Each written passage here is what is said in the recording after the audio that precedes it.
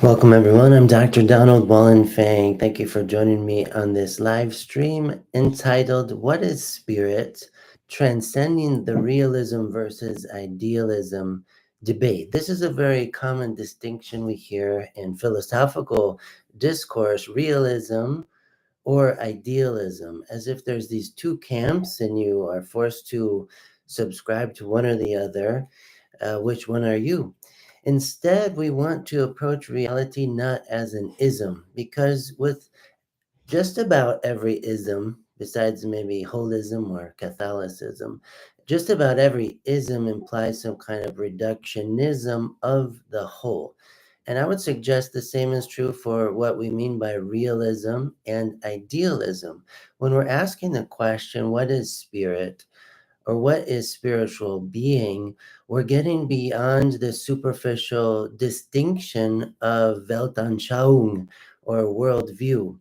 We're getting beyond the superficial boundary between the ideal and the real because the fact is they're both part of reality. The philosophies of idealism, there's something real being said there, being pointed to, just as in the philosophies of realism. So I'm suggesting we need both. We need both and one of the most important words for Catholic philosophy is the word and. This and that. Thomas Aquinas often has an expression, and I'll share it with you here. The expression of Thomas Aquinas in Latin, non solum, fill in the blank, sed etiam, fill in the blank. So what Thomas Aquinas is saying is not only, let's say, X, but also Y.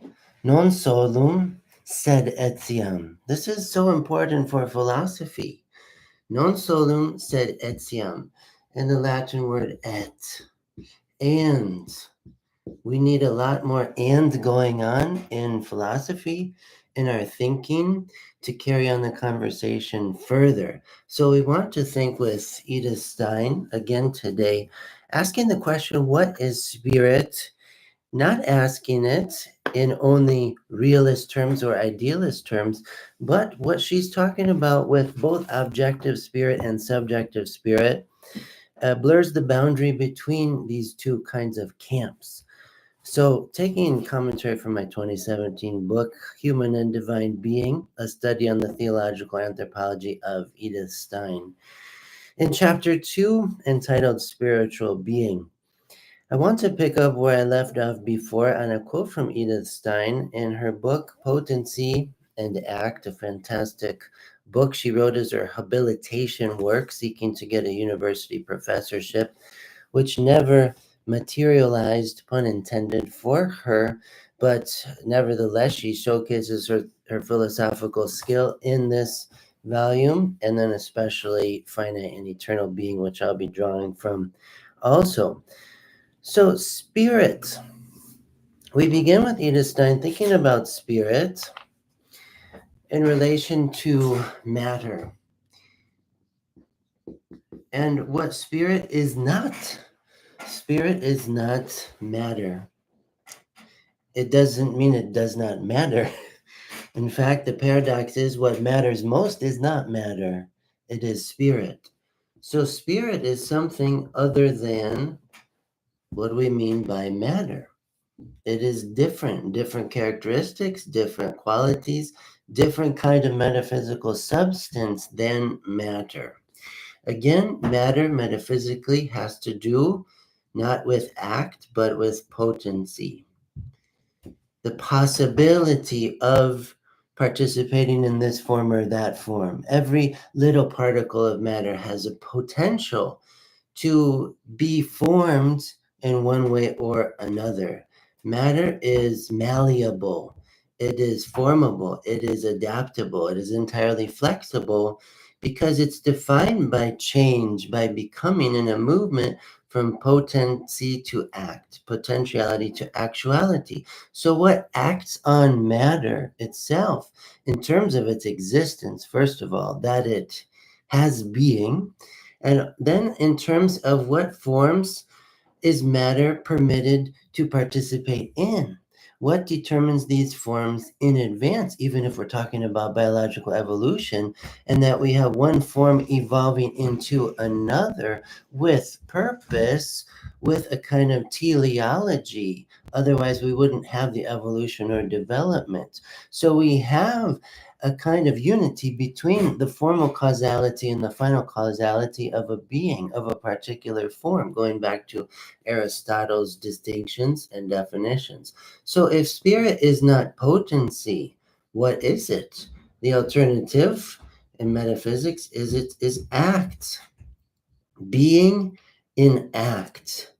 And what's akin to act, again, has to do with form, formal causality, and also, we'll just write cause, and also we would say for personal spiritual beings, ratio, logos, intellect, and will, volition, conation. So what we do with our own bodies is a result of spiritual deliberation. It's not that the body by itself is determined according to its matter. We don't act out of pure instinct. This is for sure. So what else is part of matter is not only will, but something having to do with freedom. Freedom. And the will wanting to move into greater freedom, wanting to master the body so as to enter a greater freedom of being.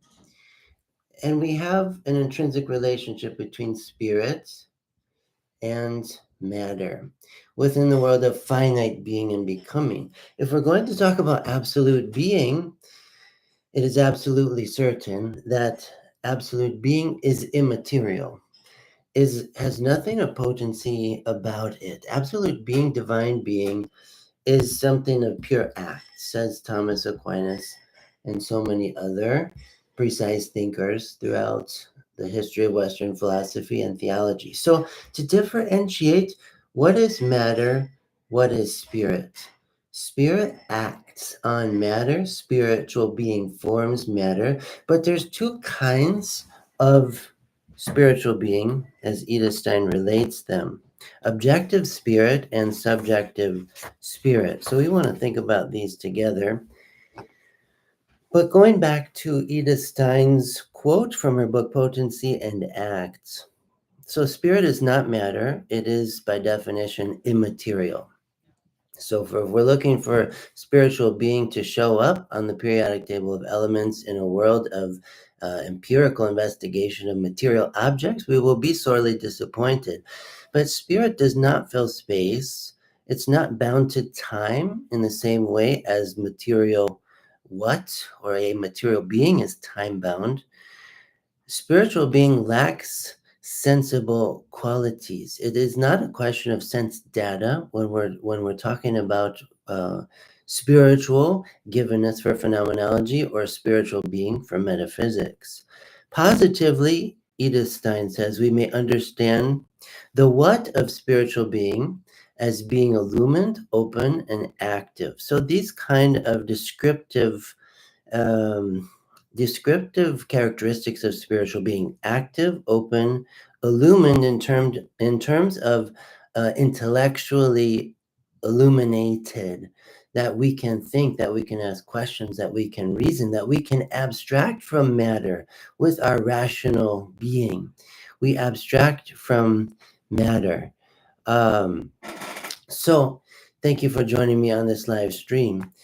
And further, she says, illumination and openness in the subjective spirit.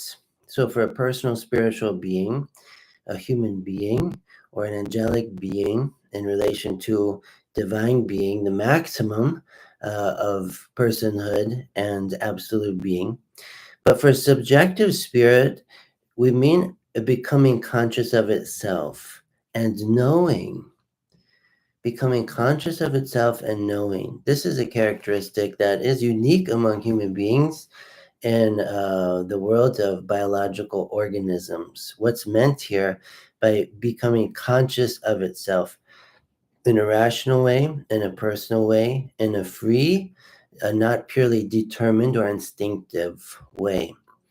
And knowing a thing, abstracting from matter, and the evidence of this becoming conscious of itself and knowing is what we call culture. Culture is evidence of human rationality and the core of the human nature as spiritual being, the spiritual soul. And we also think not only of subjective spirit, but objective spirit. And an objective spiritual being is a being that becomes transparent for thought. It's not opaque. It doesn't have an opacity of matter where you have a body and a surface and some material substance beneath it, whether we're talking about a wall or a rock or a biological organism. For an objective spiritual entity, such as an idea, such as a number in the abstract, a form in the abstract, like in geometry, such as a feeling, a coordinated feeling that is also meaningful affectivity. All of these things are constitute objective spiritual beings. And they're transparent.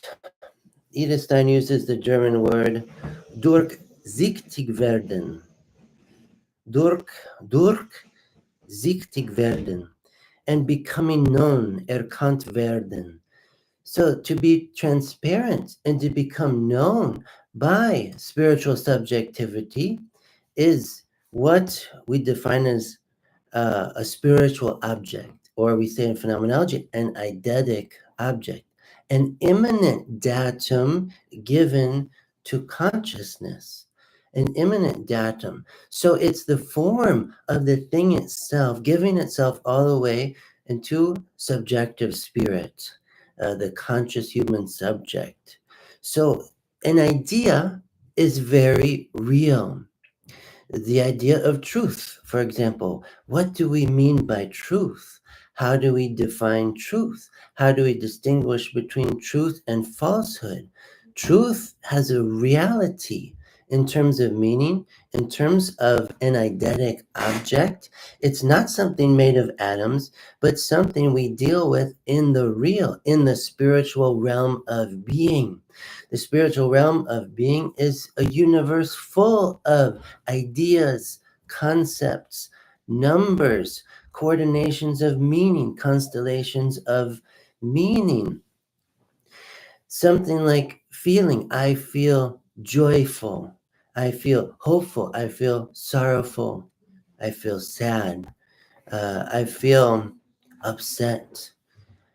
How I feel, a coordination of personal spiritual being in terms of a meaningful state of affectivity.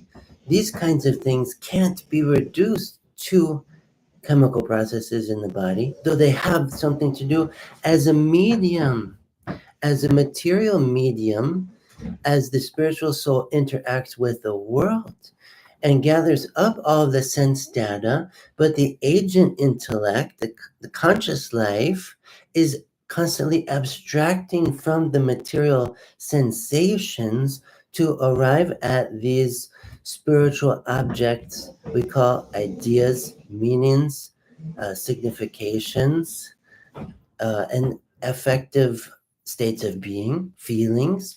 All of this, even Friedrich Schleiermacher in the 19th century talks about faith in God as this feeling of absolute dependence. And he's hitting upon something very real about this Fühlen, this Fühlung, this Gefühl, this feeling. It's not just a matter of matter. It's not just a matter of matter. It is, to use a paradoxical phrase, a matter of spirit. And so these are examples of objective spirit in relation to subjective spirit. So it would be difficult to talk about, well, we couldn't talk about objective spirit or spiritual objects without a spiritual subjectivity or subjective spiritual being.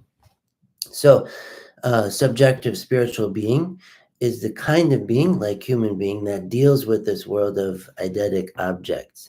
Thank you, Robert, for your question. Can I address naive realism someday? Maybe today.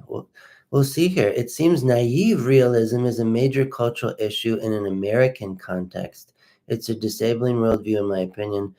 No need today if it's in the weeds. Yeah, I'm happy to at least mention something about this, as you call it, naive realism in passing. I have other live streams I've done on the work of Paul Ricoeur, the 20th century French phenomenologist Paul Ricoeur. And Ricoeur talks about this process uh, that we move beyond this naivete in what you're calling a naive realism, which we could think of as a kind of fundamentalism, hermeneutic fundamentalism. So let's just start with that concept, naive realism. And the problem is already with the ism. As a philosopher, I'm very much on guard against any isms, because what's implied is a brand of thought, a kind of position, a specific argument, a worldview that is set off, distinct from other ones, other isms. But I'm on guard against an ism because it implies a reductionism, some kind of reductionistic viewpoint in relation to the whole. So to say naive realism would be a kind of formulation of premature conclusions about reality. This is what phenomenology in itself was seeking to overcome. It's trying to overcome two extremes. Phenomenology, on the one hand, with Husserl, was trying to overcome psychologism. Today, we could say it's a form of relativism, a relativizing of objective reality, of things in themselves, and saying that we don't have things in themselves. We have perceptions, we have my understanding, your understanding, his understanding, her understanding, my truth, your truth, his truth, her truth, this kind of thing. Husserl was saying, not so fast, not so fast. This is often reductionisms are hasty generalizations, they're hasty conclusions, and with haste comes waste. So psychologism or relativism is an extreme position that says truth is relativized to the person and can be assessed through behavioral psychology. And we don't have abstract, universal, global, univocal truths. We have a relativizing. Truth is relative. Objectivity is relative for the psychologism, this relativism. On the other extreme, we have something more akin to this naive realism, which we could call a kind of some kind of fundamentalism.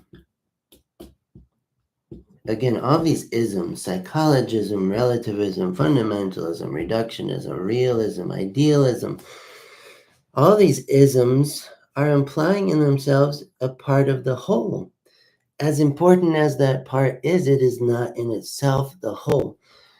So what we're trying to strike here is the via media among all the isms by putting them into conversation and expanding the horizon of interpretation and meaning. So phenomenology is trying to overcome both this extreme relativism and, on the other hand, an extreme fundamentalism that finished its thought process long ago and has no more questions to ask. But philosophy is driven and lives by the questions we ask and avoiding extremes along the way. We still continue to learn this from ancient Greek philosophy and Aristotle in his ethics, that virtue is between extremes. Virtue is between extremes, truth is between extremes, dialogue resists extremes. Extremes, why the extreme? Because it's a result of impatience. It's a result of impatient passion. And so we arrive at extremes. We don't need to go there. And we don't need to offset one extreme by another either. That's, ideology. So instead, philosophy is shunning all ideology, all reductionisms, all isms except any ism that would signify the whole. So maybe something like holism, or the meaning of Catholicism is this, according to the whole. But a naive realism is a worldview that thinks it has everything already figured out. And it thinks it has its hermeneutic questions already figured out, answered, settled once and for all. But hermeneutics is a labyrinth, it's a gauntlet. We must take the long route if we're going to be true to truth, to say with Paul Ricoeur. And the way we do that is through this position of the via media, resisting and renouncing all extremism. We have to be on guard against it. We have to say that's not the fullness of the thing, the fullness of the truth. That's not the whole. So to move beyond this naive realism, Paul Ricoeur says that there's a very important moment to take place, and we would call it in general critical thinking. Critical thinking, or the moment of critique in philosophy. And who likes criticism?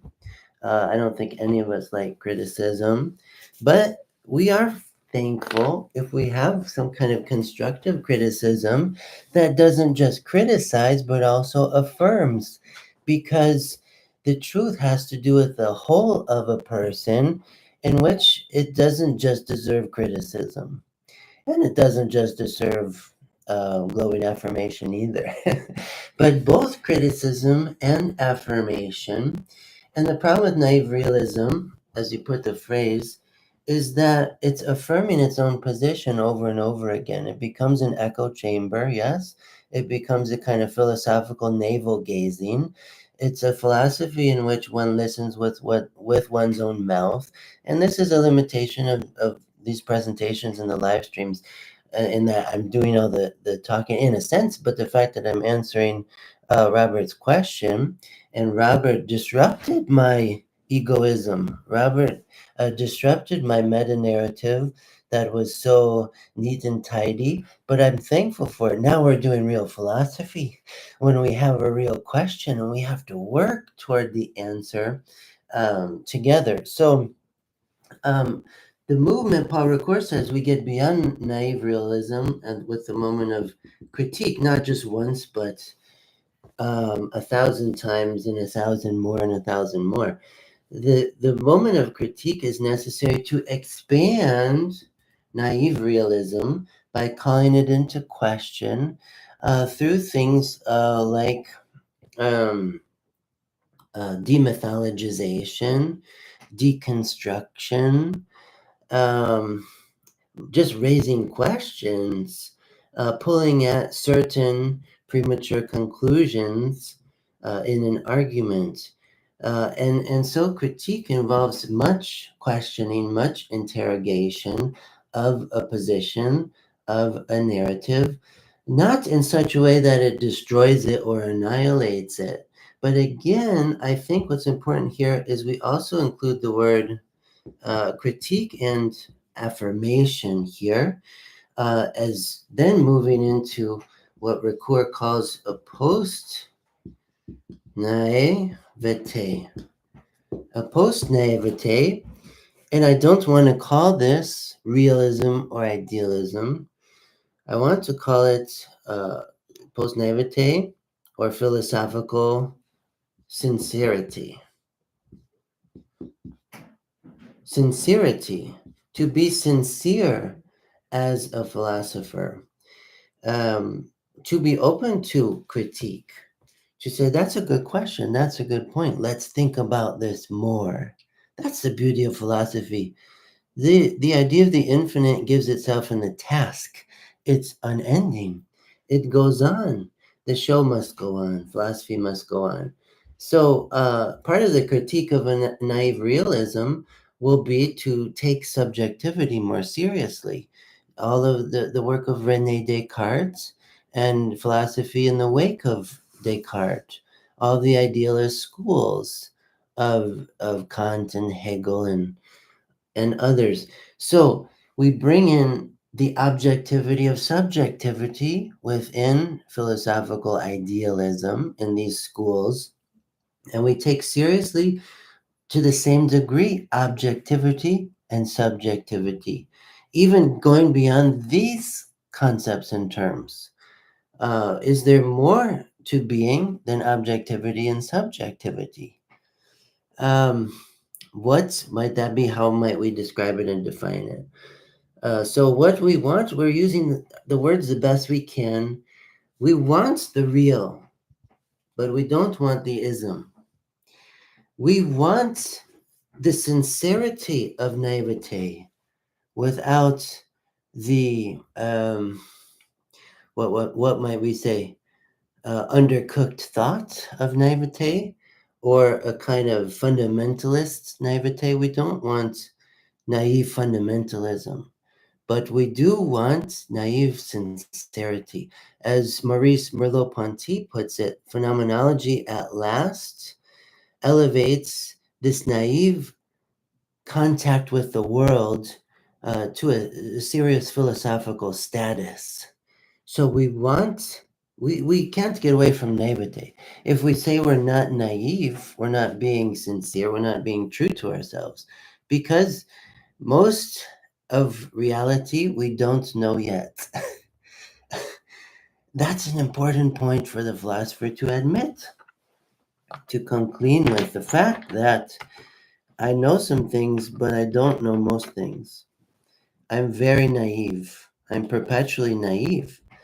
But that's the best philosopher, the one who admits the naivete. And I think with your phrase naive realism, we're calling out a position that is not self-aware.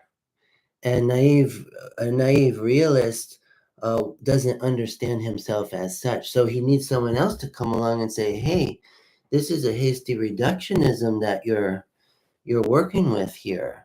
Let's think about this hermeneutical horizon once again.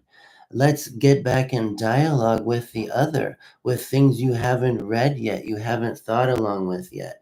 And this is unending for philosophy, and this is what we call fun for philosophy. We enjoy it. We delight in it. We delight in the long route because the long route is the scenic route. This is what we want with Paul Ricoeur. We want to resist. We want to resist all reductionisms, all fundamentalisms, including the fundamentalism of relativism, including the dogmatism of secularism. We want to avoid all reductionisms. And so, as a Catholic philosopher and theologian, what I mean by this is that I'm committed to the whole. I'm committed to dialogue, and I love encounter with the other because it makes me more Catholic. So, this is what we're about as human beings, what we mean by doing philosophy, and moreover, theology. So thank you for your response. And Robert, about, I said, a philosophy of listening to one's own mouth. Yeah, I did use that phrase in a book called Shoeless, Carmelite Spirituality in a Disquieted World. And where I get the phrase is my experience with positions, even my younger self, positions that are so belligerent in their fundamentalism. It's impossible to teach someone that has that kind of attitude. And phenomenology would unmask it right away as a kind of natural attitude. This is what phenomenology is on guard against, and we need phenomenology to continue to pry underneath every calcified reductionism in ourselves and in our interlocutors. But above all, this is meant to be a pacific an ironic dialogue and exchange. And I keep coming back to that. When we're thinking about things of ultimate concern that we have as human beings in the world of religion, in the world of politics, in the world of philosophy, we can get amped up and we're tempted toward ideology. We think oftentimes that the best strategy to combat this extremism over there that I definitely don't side with is to take this other extreme position. And that's ideology. It's the ideology battlefield where no one wins and everyone loses. It's destructive for thought, it's destructive for humanity, and we need a different approach.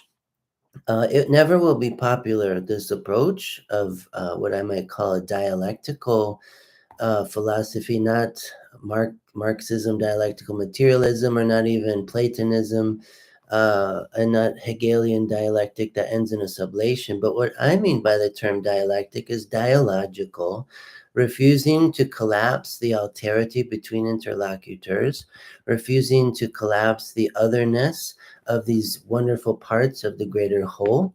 So this is what I suggest. This is what I see at work in thinkers like Edith Stein, even if in some of what she says, she'll tend toward realism instead of idealism, or Husserl went with things. But that's again probably an oversimplified way to try to characterize a certain style of thought, a certain grammar for thinking, a certain patterns and tendencies within thought. So I think we need better language than these terms, these labels, idealism, realism. We want the real, and the ideal is included in the real. Someone might argue, well, is don't we want the ideal and the real is included in the ideal? Yeah, perhaps so. We want the whole, and it involves the ideal, it involves the real, but we fall into illusion when we become this either or idealist, realist. I can confuse reality. I like to come back to the term reality from the Latin res, the thing itself. And as St. Augustine says, there's only one res. And we can quickly guess what he means by that. Augustine of Hippo. There's only one res, and this res is divinity, the real, the really real, the most real. That doesn't hover just above non-being, but being itself is the only really real, the res per se, the res in itself. The whole created universe is signa in Latin, signs. Each being is a signum of that res, pointing to it, depending on it, relying on it for its little partaking of being, of existence, between no longer and not yet. This temporal, ephemeral nature of the existence of a finite being. Yes, the finite creature who once did not exist. So we are created for sure. We are, for a theological standpoint, we can say we are loved into being by being itself that is personal, because we ourselves experience our existence as personal. So being itself must be personal, otherwise there would be no potential personhood, finite personhood that has been actualized, but there has. So we need a prior actuality of personhood as such to cause the effect that we are. This is personal divinity, Father, Son, and Holy Spirit. So to think more with Edith Stein, this distinction between objective spirit and subjective spirit. Objective spirit refers to, again, an idea a concept, a number, a feeling, a meaning, a signification. Subjective spirit is a rational, personal, spiritual being. So there's three kinds: human, angel, and God, divinity. And when whatever we say about God, it's always through the analogy of being. We don't ever pin the tail on God with any concept, with any word, with any image. But if we're talking about persons and subjective spirit, there's only three types in the metaphysical universe: uh, God, angel, and human. So we're especially talking about ourselves in terms of subjective spirit. Um, but objective spirit is the spiritual that exists in dependence upon subjective spirits. It is the world of objective spirit surrounding each person and born by the person, his or her ideas, or by the objects that are placed in existence by persons and go on existing apart from them. That is, ideas formed into matter, the person's works. So this is what Edith Stein says in Potency and the Act. We get at the concept, the truth, the reality of objective spiritual beings when we think about the movement from a person's ideas to his or her work. Something like writing, something like reading, something like manufacturing, creating anything, sculpting, carving, knitting, sewing, weaving, all of these things that we make, pottery, has to do with subjective spirit shaping um, objective matter according to objective spirit, the architecture that comes before the edifice, the blueprint that comes before the construction. This is what we're getting at: the difference between form and matter, the difference between something like an idea as an eidetic object and a shaping that we do as poetic rational beings, as persons, that we shape matter according to our ideas and meanings that give rise, that inspire the shaping, the molding, the forming. So in her work, Der Aufbau der menschlichen Person, we could say the structure of the human person, Edith Stein writes, "There is no being at all lacking in spirit. The form is not personal spirit or soul, but it is sense, which proceeds from a personal spirit and intervenes in its vital context. One is therefore fully justified to speak of objective spirit, this eidetic form, again, in the sense of architecture, in the sense of blueprint, in the sense of I'm working with an eidetic form circle in the abstract, and so I make a wheel, and so I make a frisbee or a plate, something that depends on the prior form circle, that then matter is molded according to that prior form. And the form itself is what we mean by objective spirit. The idea, the form, it can be in terms of shape, number, concept, meaning, eh, countless spiritual objects. And then by subjective spirit, what Edith Stein means is the self-sufficient, enduring, and personal being, whether human, angelic, or divine. In her dissertation work entitled On the Problem of Empathy, Edith Stein writes, quote, "We found the spiritual subject to be an I, an ego. The ego life is what we mean by a spiritual subject, in whose acts an object world is constituted, and which itself creates objects by reason of its will." So these things define subjective spiritual being.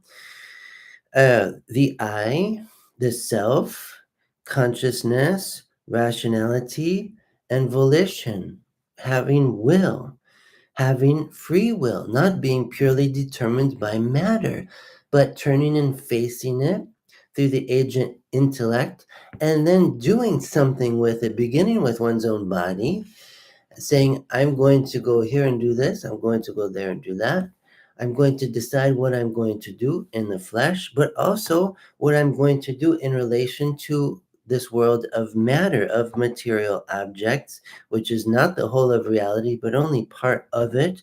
But how I interact with this world of material objects depends on my rational interpretation of it and response to it, and my will, which is evidence of spiritual being. If we consider the fact that not every subject sees the world from the same side or has it given in the same succession of appearances, but that everyone has his peculiar Weltanschauung or worldview, we already have a characterization of the spiritual subject. So we're working with universal structures of human personhood, like rationality, will, consciousness. But at the same time, we have something entirely particular about each human subject. There is a different Weltanschauung. There is a different experience of the world for every person. But for this reason, we ought not to relativize universals and objectivity. But this is to say, we have a dialectic between the universal and the particular always in play. And if I claim anything universal as a particular being, I'm the witness to the universal, not its maker. And this is what phenomenology gives to thought. Universal data, universal meanings, universal significations, universal givens of lived experience that are experienced as particular Daseins, to use the Heideggerian phrase, not just as a universal Dasein, but particular individual Daseins, unique persons, that we find the characterization of a spiritual subject here, a spiritual subject there, this I, that I, the other I, and the relation between the I and the thou, and the possibility for a collective consciousness we would call the we, even in philosophy. So Edith Stein talks about this as she talks about a phenomenology of empathy. But going back to spiritual life, which is characterized by intentionality, intelligibility, a certain kind of intelligible affectivity, we might say emotional intelligence. Edith Stein talks about this in her book Essays on Woman. Altogether, personhood, spiritual life, subjective spiritual being, we call personhood. Stein conceives the highest form of spiritual being as being stretched between the polarity of subject and object. It's so true, and it's so beautiful as it strikes me. What we mean by the highest form of spiritual being, of spiritual life, has to do with the stretching between this pole called the self and the object with which the self interacts, the object that gives itself to the self, we say in phenomenology, the object that is distinct from the self, substantially, we say in metaphysics. But to say that spiritual subjectivity means being illumined, again, metaphorically refers to the capacity of intelligibility, a knowing and being known, Edith Stein says. So interpersonal subjectivity, not just the stretching between subject and object, but what about the infinite irreducible stretching between subject and subject, person and person, this intersubjectivity, this immediately ethical relationship between self and other. The furthest reaches of this epistemology of spirit are still left to be determined, but we're working at it here. For it can be argued that any number of animal species can be known and know one another in the sense of recognition and memory. So, what is unique about the knowing at work in subjective spirits, namely in humans, angels, and by way of analogy, the deity? First, now we're going deeper in the mind to find the jewels, the treasure of spiritual being. What is it, and how does it give itself to conscious perception? We're going to go deeper in the mind. We've made some progress, but we're still going deeper. So, in her book, Finite and Eternal Being, Stein expands her definition of the intelligible nature of spirit that had been developed in her previous works. By defining spirit further as non spatial, invisible, and intangible, spiritual being exhibits a peculiar form of inwardness. Inwardness. So, this is very important. We might use the language frequently, but we may not think how profound it is to talk about interiority and inwardness. But these kind of terms are essential to understand spiritual being because they help us to get at the essence of what it is and how it gives itself in lived experience. So we have the very basic terms in and out. And we have a distinction between the two. Inside, outside. We say in English. They're not the same thing. We might say we turn a sock inside out, a piece of clothes, but we still make the distinction very objectively. What is in? What is out? What is inside? What is outside? Right now, I am in a material structure, but I could go outside. And if I'm outside, I am not in it. And if I'm in it, like I am now, I am not outside of it. So if we apply these basic concepts to what we mean by spiritual subjectivity, it is a function of inwardness, inside, interiority, not just in terms of anatomy, physiology for the human being. What are your innermost organs? What are your viscera? What are your vital organs without which you are not alive? Okay, yes, we have these biological things, but all those things we're talking about, we are turning the inside out, and we're facing the body as objects. This is what natural science does. This is what medicine does. We approach the body in as far as you can go and out the other side, and we still don't detect spiritual subjectivity under the microscope or the X-ray or the MRI. You can't. It's not going to show up as an object. It's of a different order. It's of a different order, and so inwardness, interiority in relation to exteriority.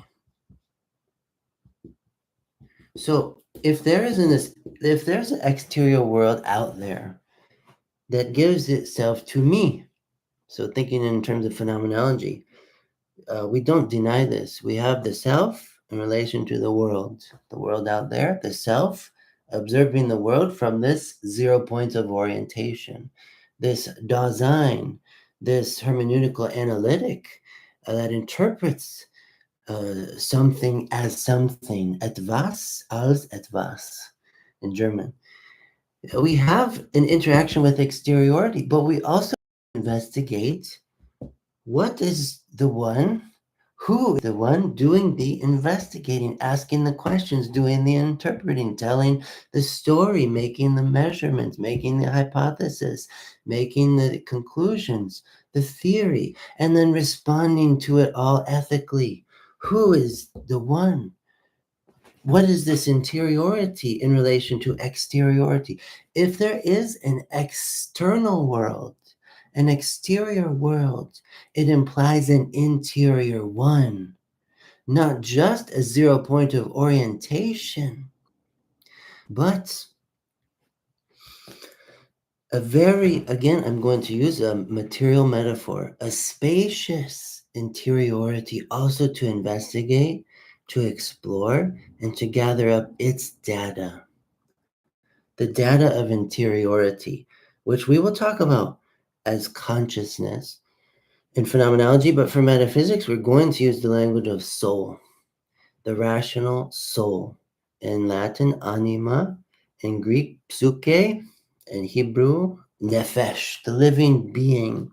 That implies an interiority and a spaciousness for thought, including imagination, discursive reasoning, reflection, memory, the formulation toward volition and will, what we mean by the intellect. Within the interiority of the soul, we find all of these components, all of these things. We can think of an anatomy of the spiritual soul. And what we're dealing with are data of interiority. So spiritual subjectivity is here. Subjectivity. The rational subject.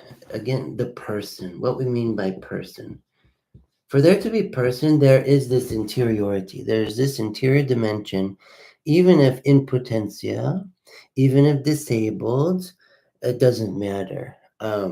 If someone is a member of the human species, came from the human species, and now the the caretaker, the mother, father, are for the newly conceived infant in the womb, even we have person, we have personhood, we have subjectivity, we have a common genealogy of spiritual subjectivity that we call humanity.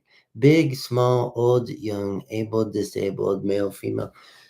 It doesn't, all of these metaphysical accidental properties of the human being do not determine the substance of the being. But what we're getting at in metaphysics here, through this kind of phenomenological back door, talking about this spiritual consciousness and eidetic objects as meanings and significations, ideas, concepts, we get at the substantiality of the person, the Greek hypostasis.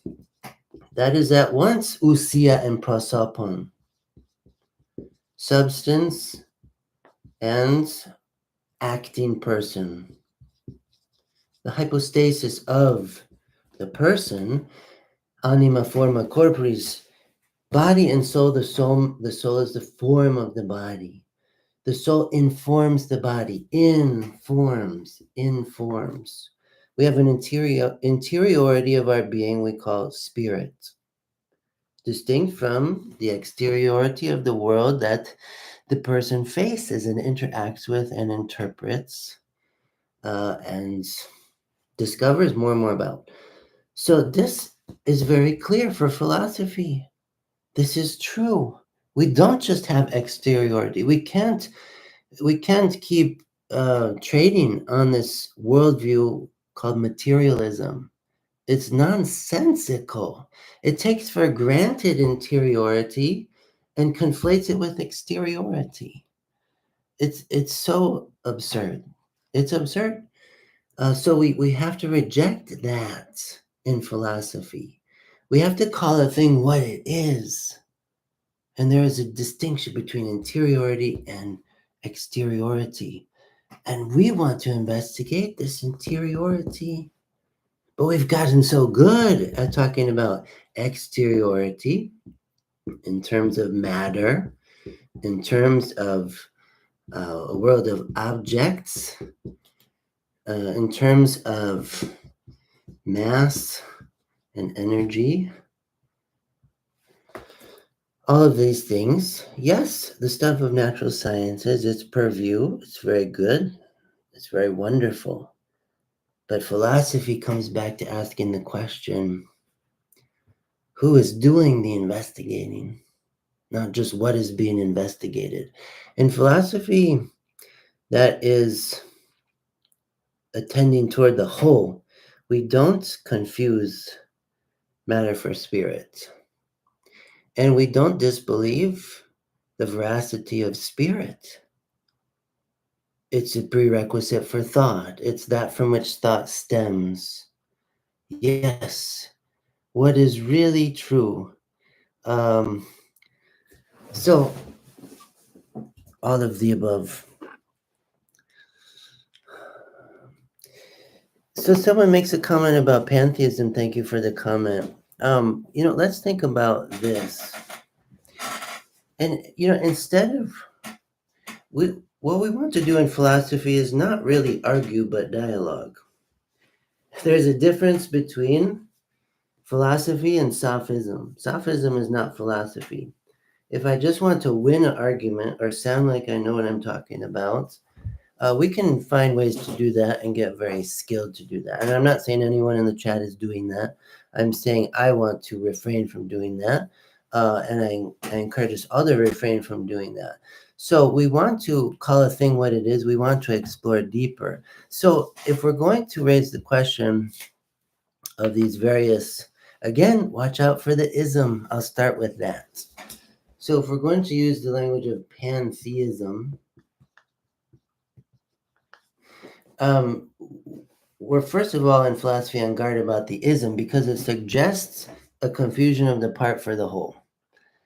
And we want to think further than the part, than this particular part, even if the part is the pan, is the universe, is the kind of everything.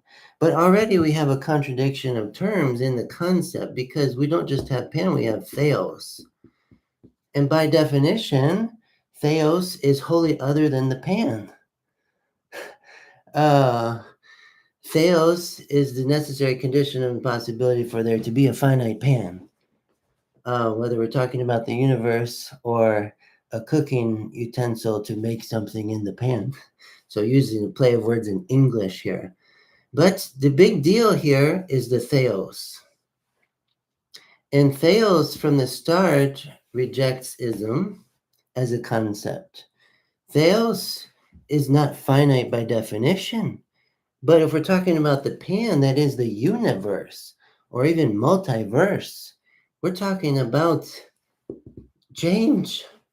We're talking about radically contingent, ephemeral being in motion. But the theos, we're getting at the cause that sets in motion.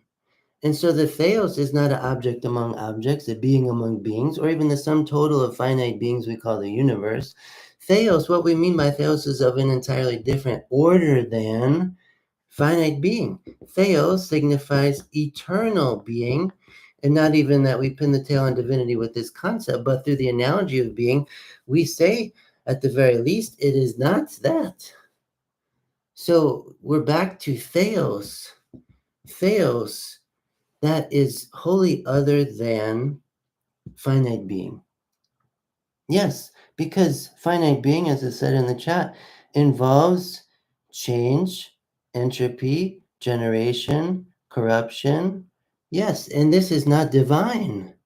What we mean by divinity, what we mean by theos in metaphysics, what we mean by absolute being is not subject to change, does not move between, again, what Edith Stein calls a no longer, that is the past that has been past, and the not yet.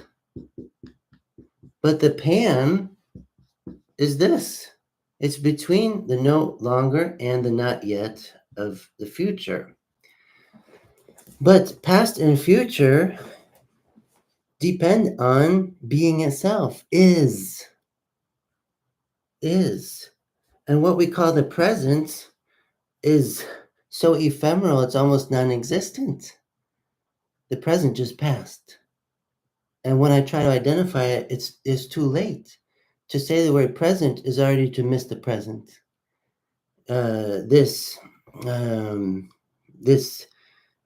We say crest between the no longer and the not yet, the eventfulness of being, of finite being. But all this implies a being held in being, that which is not subject to the no longer and the not yet, but being itself, in Latin, esse. Esse ipsum subsistens, self-subsisting being, without which there's no pan. There's no finite being, there's no world of becoming, there's no finite individual beings. Theos has something to do with pan. Theos made pan ex nihilo, from nothing. Because of Theos, pan is barely. Because of Theos, we have the gift of life and being. At least we can say for a time. But then the question is, what about death? The not yet of death that approaches each one of us. And yes, we can think with Heidegger this being toward death. And philosophy can't say anything past that very well. It will depend on the self-revelation of Theos to tell us about the meaning of life and death, beyond what our reason can know on its own, by its own finite powers. But if we're talking about the possibility of infinite possibility and the impossibility of impossibility, this proceeds from what we mean by theos, not to be confused with pan. So to say pantheism is trying to squash together two irreducible concepts that don't say the same thing. So that's what I would say about pantheism. What's the alternative to pantheism? I guess for philosophy, I don't want to say an ism. The alternative to every ism is the non-ism. The schism from the ism. That's what we need in philosophy. A perpetual schism from the isms that haunt thought and all their very reductionistic tendencies. Advaita. This non-dualism, the Advaita intuition of Hinduism, that's a difference. Okay, that's a difference between something we find in Hindu worldview and Christian worldview. In Christian worldview, we do make distinctions, and we don't say it's a superficial dualism. We make the distinction between divinity and creature. It's a irreducible distinction. We don't pretend that the creature somehow is absolved into the divinity, into Brahman or something. We in Christianity, we maintain the integrity of the individual being as loved into being as this particular individual being by God, who refuses to let that individual go out of existence, because the individual is knitted together and sustained by the personal love of God, who personalizes being by making persons and loving us into being and into eternity.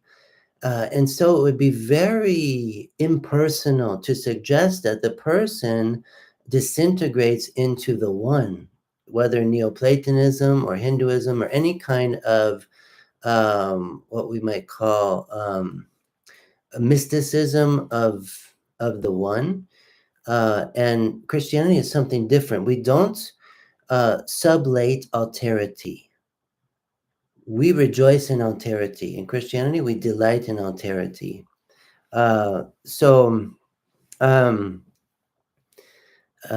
Very good. Thank you for all these comments. I love the interaction.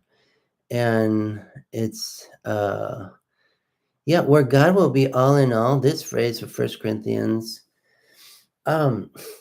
suggests the unity of being, but not the reduction of plurality to uniformity or homogeneity. God reveals God's self not even this way. There is a unity and singularity of divine substance. We call this monotheism, But even monotheism has its limitations in that the revelation of God shows God to be three persons. Three persons. So to say God will be all in all means that this, what Edith Stein calls this totality of the sum total of meaningful existence, will be consummated in relation to God, not being annihilated by God or in some way absorbed into God with no more individual difference. Difference is a good word in Christian philosophy and theology, as well as identity and difference. So do I disagree with Eastern Orthodox theosis? No, I don't disagree with the concept of theosis, but we have to know what that means. It doesn't mean that the person, the creaturely person, is dissolved into the oneness of divinity. Not even the three persons of the Trinity are dissolved into the oneness of divinity. So this Trinitarian revelation of God shows us finite persons that we too will not be reduced to something less than the person.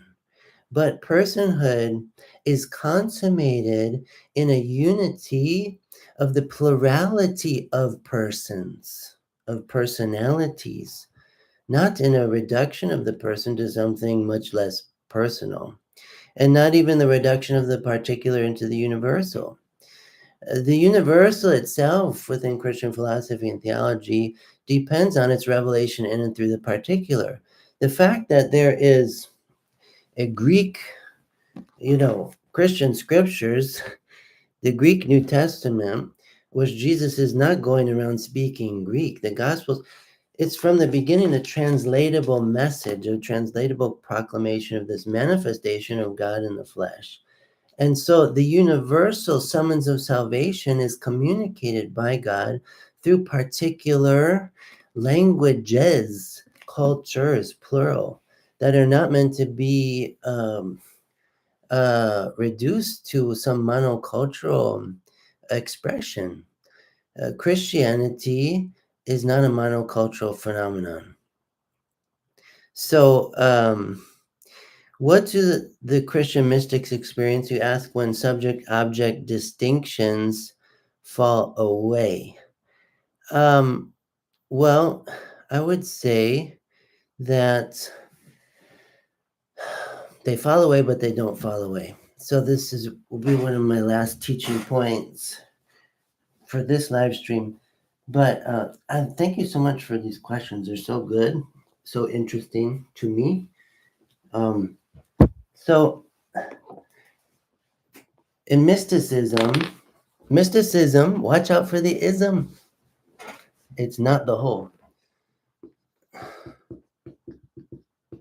So mysticism is problematic when it becomes that, an ism.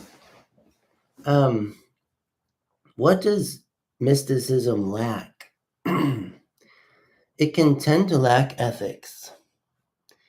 Contemplation without ethics, we could say, is incomplete. Contemplation is very important in the Christian life and being a human being in general. And every religious tradition has its mysticisms. But mysticism is part of a greater whole, and it looks like this. Within the history of the Judeo-Christian tradition, there's a distinction to be made between the via positiva and the via negativa. Mysticism is especially a function of the via negativa. And what do I mean by this? Okay, the via positiva, or what's called cataphatic theology, we observe cataphatic theology. That's what scripture is. That's what the creeds are. Anything we say about God is cataphatic. It's a via positiva. We have all these assertions, positive assertions we say through language, through sign, through symbol, through image, metaphor, analogy, to approach divinity. And in fact, divinity approaches us through this cataphatic sway we call divine condescension. In theology, we call this divine revelation in scripture and tradition. It is very definite and verbal and clear and comprehensible, understandable. It's at once simple and complex. But God comes to us in word, in flesh, in sacrament. And this is all very real. And God comes to us, as John Paul II says, Scripture is the Word of God in human language. And that's the key thing to say, the Word of God in human language. Yes, cataphatic is all the stuff of philosophy, all the philosophical distinctions, all the discourse, everything we say, everything we identify, one thing from another, the world of discursive reasoning, the world of grammar, logic, and rhetoric. Yes, all of this is cataphatic. But over here, the via negativa, it's apophaticism, apophatic. What do we mean by these Greek terms? According to kata, an assertion. Apophatic in the sense of moving away from or beyond the kata, the according to, the assertion, the grammatical medium of meaning making. So you're asking about mysticism and a kind of what seems to become less uh, less clear is this distinction between subject and object. I would say what's happening there is just the insufficiency of the language of subject and object to describe or explain the mystical experience. So that's why in this contemplative philosophy that I try to talk about, uh, I always am going to talk about the insufficiency of the concepts, of the signs, of the metaphors, especially when we're dealing with religious experience. And so mysticism is constantly negating all of these pluses of the cataphatic way, the condescension of divinity, and our hermeneutical uptake of the revelation of God that is also always rational. And in mysticism, we have a negation of each one of these along the mystical ascent of purification, illumination, all the way to contemplation. What someone said earlier in the chat is theosis, divinization, deification. St. Irenaeus and St. Athanasius say God became human, that humans could become God, not literally, but figuratively participating in divine life without losing our individuated, particular, loved into being, unique existence as persons. But there's no apophatic without the cataphatic. And we don't move like this once and for all. What happens is a back and forth that allows for the ascent, a weaving together of the cataphatic and the apophatic. So much cataphatic, so much apophatic mysticism, so much spiritual ascent. So this is how I have to understand this. And I think your question is dealing with the subject-object distinction in this cataphatic world of rational theology and theological discourse, which is very important. Again, we can't get apophatic before being cataphatic. And we can't go higher in this apophatic spiritual ascent without coming back to things like scripture, tradition, liturgy, vocal prayer, discursive meditation. If we strive for contemplative prayer, what Teresa of Avila calls the prayer of recollection into prayer of quiet, prayer of union, it depends always on the cataphatic springboard that lifts the spiritual ascent, including subject-object distinction. So while in this live stream, I'm challenging the superficiality of the realism, idealism debate, which would include perhaps a superficial distinction between subject and object, because reality can't be pinned down so superficially. Nevertheless, we have to rely on the cataphatic limitations of our grammar and our discourse, which will include the language of subject object, to get at the real. So I hope this helps answer the question. I'm trying to catch up with the discussion. Yeah, neat things being said here. Pseudo Dionysius. Yeah, so his work, The Divine Names, is an example of cataphatic theology, whereas his work, The Mystical Theology, which is much shorter for a reason, is the cataphatic mystical theology. But Dionysius isn't suggesting we go straight to the mystical theology. We have to spend an eternity with the divine names to also enjoy the eternity of mystical union with God. This is how it works. So we don't understand the mystical theology apart from the divine names, nor apart from the ecclesiastical hierarchy or the celestial hierarchy. It's like it's all of this together. And so then we get a balanced mysticism. Then we get both contemplation and ethics. Um, so yeah, I'm definitely uploading this live stream. You can come back to it. Um, and great thinking going on here. Here's a question: does man define the nature of God, or God define the nature of man? This is a question of humility, exactly. And so, what we're getting at here with the apophatic movement is the allowing, the letting of God to keep defining us rather than the other way around. So, the mystical prayer is not so much asking about the existence of God anymore. That's been settled rationally. So we can move on to more interesting things, not just that God exists, but the question, who is this God?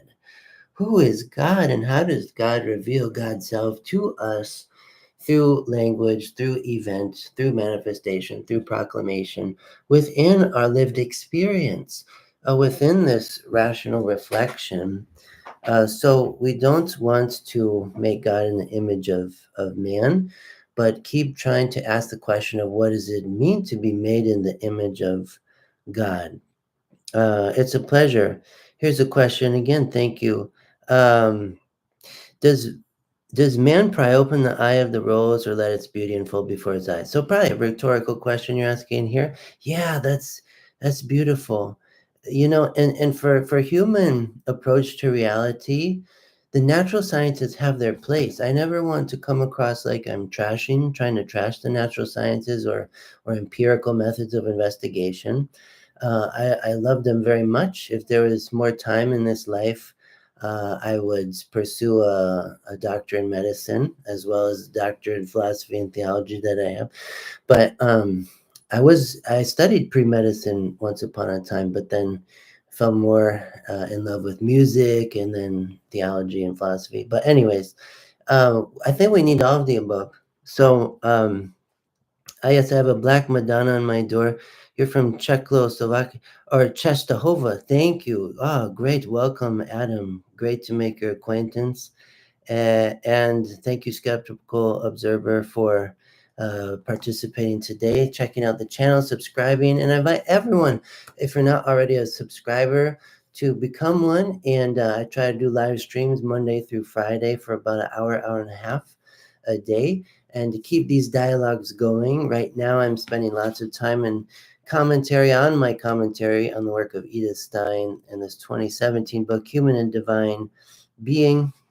But I'll hope to get into a variety of other topics in the future. I already have so many in mind. And, earlier today, I thank God, what a gift this day is. What a gift to go online and to do what we do here, to think together around the world. It's incredible. And, I don't know how many more times we'll get to do this, but today, it's been great between the no longer and the not yet. So a great pleasure to be with you. You can tell your friends about the channel. The more community we can build through it, I think the better. To be connected around the world, around thinkers like Edith Stein, is what an honor, what a privilege. And I do this because I feel inspired to do it. And Thanks so much. Yeah. So I give God all the praise and glory, because I'm nothing without God. And that's what we're discovering, thinking on with Edith Stein, finite and eternal being, potency and act, all these things. What is spiritual being? So today we progressed about a half a page uh, worth from this original commentary, and there's many more pages to come to try to get at that full picture of being. And when we get to the end, we'll just be beginning. So thank you all so much. I'm about to end the live stream in 1 minute. If you have any more questions or comments, you can put them in the chat. So it's always a pleasure to be with you, and I wish I could just keep doing the live stream for hours and hours and just keep talking. Wouldn't that be great? At least it'd be great for me. I love these interactions. But there's many aspects of life, and so I'm sure all of us have to multitask. So may we all continue to think toward the whole, to pray from the heart, and to live as a witness. We'll see you in the next one.